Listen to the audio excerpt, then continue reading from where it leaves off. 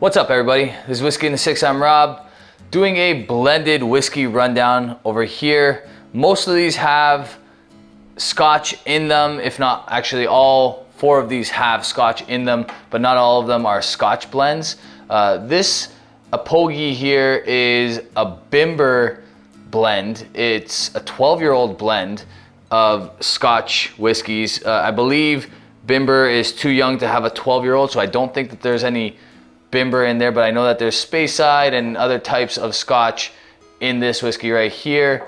46%, 46.3% to be exact, and it is Park Whiskey Society import for Alberta, so you might still be able to pick one of these guys up. Really good stuff. I'm going to tell you why in just a sec. To my left, all the way on the far end here, this is a blended Scotch as well. There is single malt and grain whiskeys in this one. I believe the only pure malt blend is this one here, which is the Box Menagerie.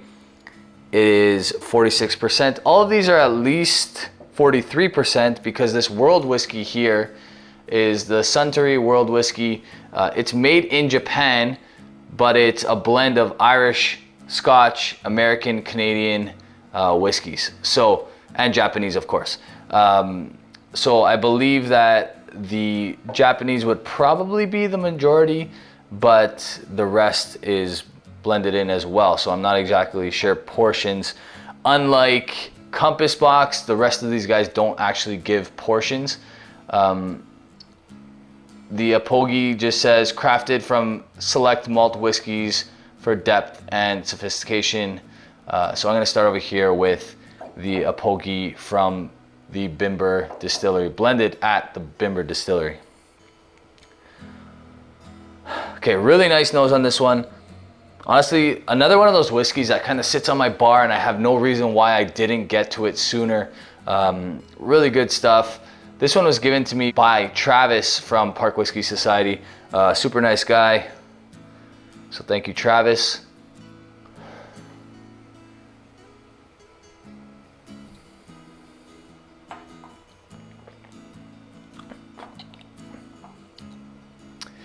Yeah, so a lot of your typical kind of Scotch profile here. Definitely, if you just told me that this was a Speyside, I'd be like, yeah, that's a Speyside. It tastes like a Speyside. Definitely a combination of really nice whiskeys in this. 12 years old, getting a lot of bang for your buck. I believe this was sub $100 at the time that it was given to me. I'll double check that for you guys. And I'll try to put links for each one of these in the description below. But that's really nice. Drinks like typical Speyside, has a lot of apple, orchard fruits, nice little vanilla notes in there as well. 12 years old. I wouldn't be surprised if there's like some Glenlivet maybe.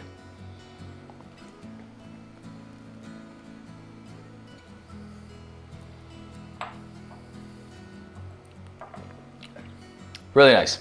Nothing to complain about here. Unchill filter, no added color. The Bimber bottle that I've reviewed, I think I may have reviewed two actually, both amazing. They did a great job with this blend as well. Awesome stuff. I'm gonna taste all of these and then I'm gonna give each one of them a mark. Sip some water in between just to make sure that the palate's clean. Okay, so this world whiskey right here, believe it or not, it's one of those whiskeys where I probably wouldn't have purchased it. Friends of mine bought it for me for my birthday, and honestly, I was pleasantly surprised at this whiskey. It's one of those things where you judge a book by its cover. I didn't really think much of it. About $100 at the LCBO. I think it's on sale right now, to be honest with you, about $5 off. 43%, there's probably some added color in there. Not very much, it's not like it's dark or anything like that. Really nice nose on this one. And again, a combination of Irish, Scotch, American, Canadian, and Japanese.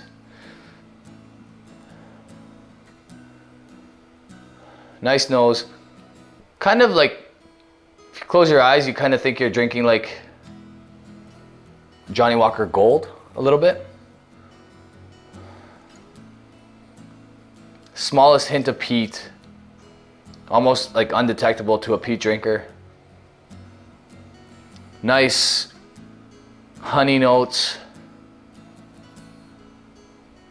Something that gives the aroma of being viscous, like baked goods, something of that sort. On the palate.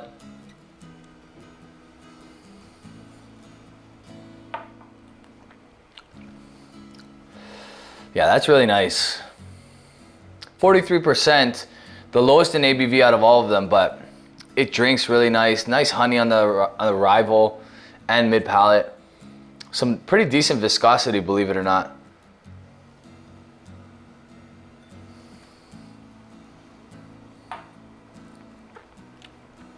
This is a combination of malt and grains as well. Pretty impressive. I wonder if they put bourbon in this. That's really nice.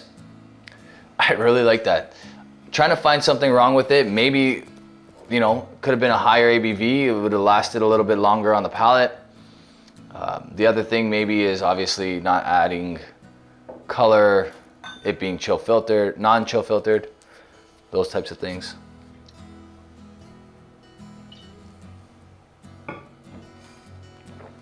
But honestly, really, really nice. I like that a lot. Okay, so the Menagerie probably deserves its own, all of these actually probably deserve their own review, to be honest with you. It's just, I don't necessarily have the time, and it's very difficult to get to everything on my bar. So I figured this would be the best way to deliver this kind of video to you guys.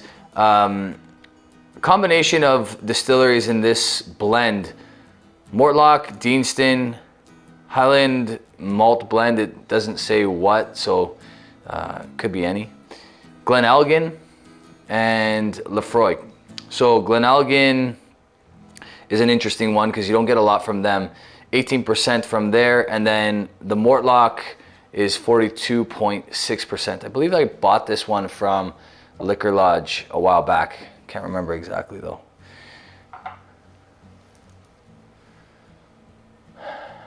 Okay, so 46%.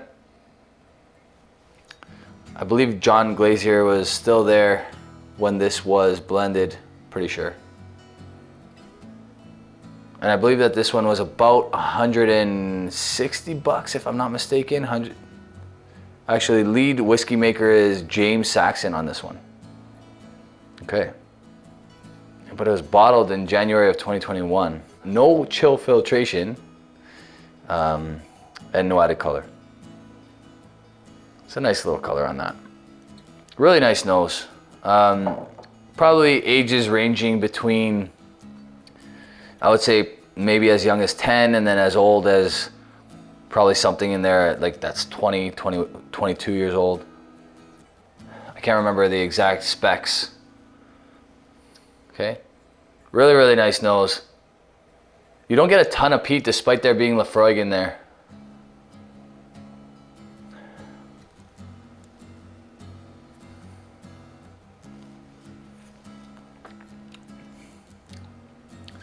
Palate's great. The Lefroy comes through definitely on the palate, even though there's only 5.4% Lefroy. That's crazy. Mortlach is 42.6%. Combination of casks used for this: recharred barrels, refill hogsheads, refill sherry, custom French oak, and then recharred, yeah, again, barrels plus more refilled sherry barrels.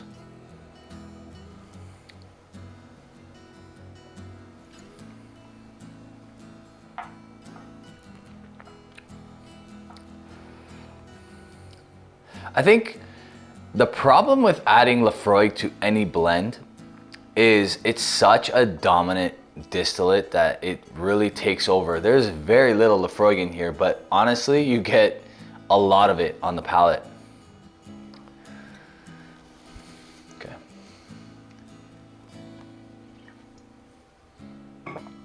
I'm not saying that's a problem. I love Lefroy, but I mean, I am saying it's a problem only because when you add all these different distilleries and then you add Lafroig, you really don't get a lot of the other stuff, which is kind of crazy. All right, last but not least, this is a Cadenhead's 7 stars, 46%. It's a blended grain whiskey, malt and grains. This bottle in particular was given to me by my boy Kevin, who owns Spirit for Us. Okay. I believe it was around 70 bucks at the time, and you can still get these in most stores. I think you can get all 4 of these, to be honest with you. They shouldn't be too hard to find.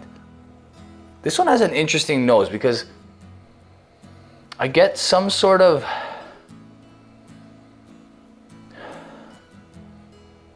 like sticky candy note.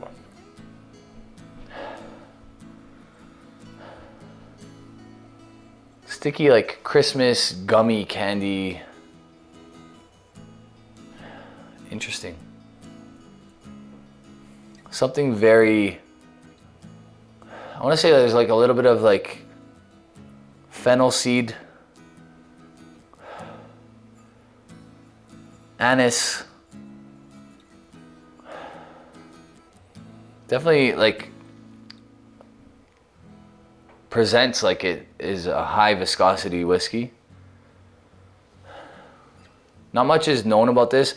As many know that Cadence is an independent bottler, but technically they are under the Springbank umbrella, Cadenheads.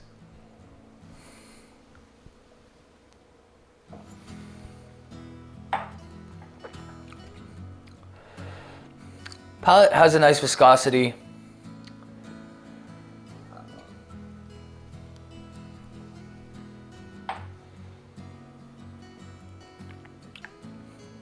This is the slightest.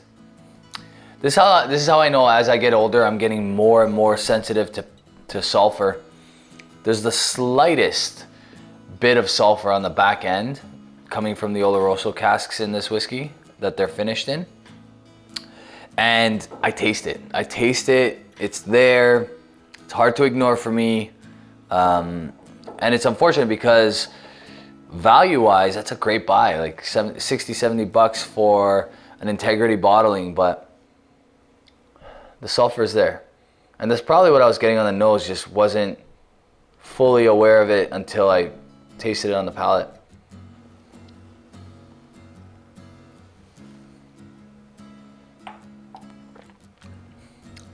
Okay, so I'm gonna rank these in order of what I liked least to greatest.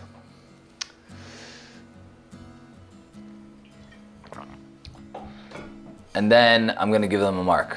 Or as I go, I'll give them a mark. So I would say that I like this one the least. Probably a 77 for me. I know that's a low score.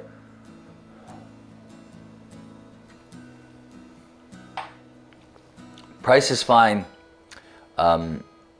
It's been open for a long time, so it's not like that sulfur note's gonna go away anytime soon. It's been open for probably over a year.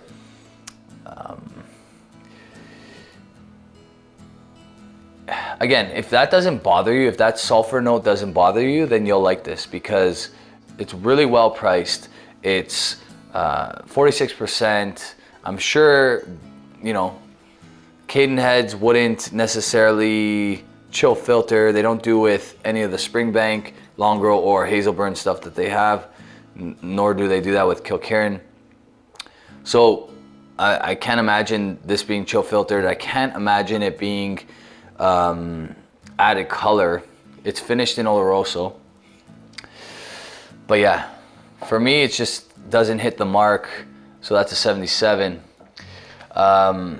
This is tough because I'm gonna probably say that this one is my second least favorite, the Compass Box, and it's the most expensive bottle on the table right here. And the only reason I would say, and maybe it's not a good reason,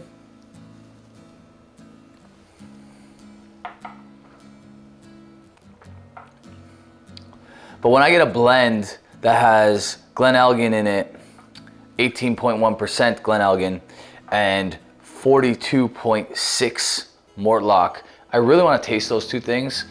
I don't necessarily taste them. This is a great whiskey. If you just serve this to me without saying it's a blend, without knowing anything about it, it actually works against this whiskey that I know too much about it, because I want to taste those other distilleries, and honestly, under 6%, and a majority of what I taste is Laphroaig on the palate. On the nose, you get a little bit more, but on the palate, all you get is Laphroaig. All that being said, I'm still not going to give this a bad mark because I definitely enjoy it. It's probably an 85. I think that's an 85. Good whiskey, just something I probably wouldn't buy again. Not bad. If you did buy it, I'm sure you're going to enjoy it. If you like Laphroaig, you're going to love this whiskey. Okay, but if I want Laphroaig, I'll buy Laphroaig. I don't want to just taste Laphroaig in my whiskey, and I don't understand why that happens here, but it does. Okay, probably gonna have to go, which is crazy, with this Apogee as my second favorite, I should say, because now we're getting into the positives. Second favorite, really good stuff. I'm gonna taste this one more time and give it a mark.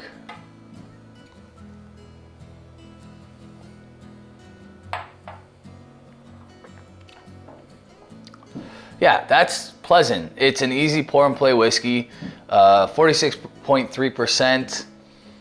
Bimber, I don't think they can miss. I haven't had anything bad from them. I think they're actually pretty incredible. Thank you again to Travis for this one.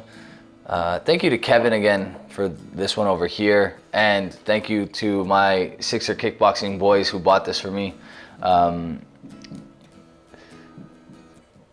Yeah, the Apogee's good. I really enjoy it. I would definitely recommend it. I think, if I'm not mistaken, it was between $80 and $100. And at that price, it's a definite buy. You're not going to get a whole lot in between that price range unless it's on sale. And this is a cool opportunity to try something that overall, very good. 12 years old minimum.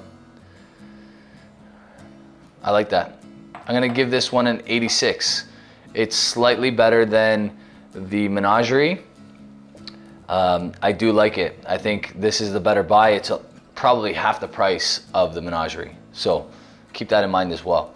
All right. Good job on Bimber for blending that one. And then last but not least, I can't believe it, but a 43% whiskey drinks actually with a little bit more viscosity than the rest of these somehow.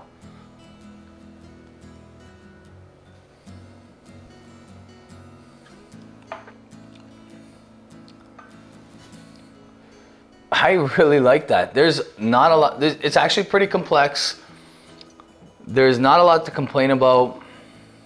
It's only 43%, but it doesn't like drink like it's too light by any means. It gives a little bit of a fight somehow.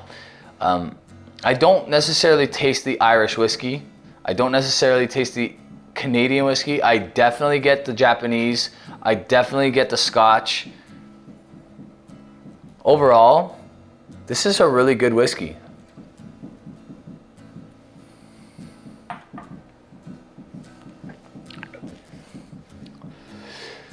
Is it an 87? Probably not. I'm still gonna go 86 on this one. It's slightly better than the Apogee. Both of these are definitely better than the Menagerie by a point and a bit. And then they're all a lot better than the Cadenhead 7. Just not for me, this one here. It doesn't mean it's not for everybody. Some people, if you do completely disagree with me, tell me why in the description below, or sorry, the comments below.